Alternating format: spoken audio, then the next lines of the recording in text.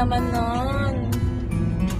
Kailangan natin ang reha sa kahirapan. Kaya nagkamali. Ang daming plano. Hindi ako mapapali. Ayan, may Hilux na.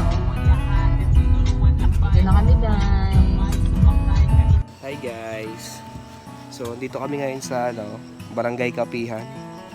Nahanap ko si Senyor Aguila. Nandito yung mga alagad niya. Doon sa baba. Pakita mo. Yung mga bahay. Doon.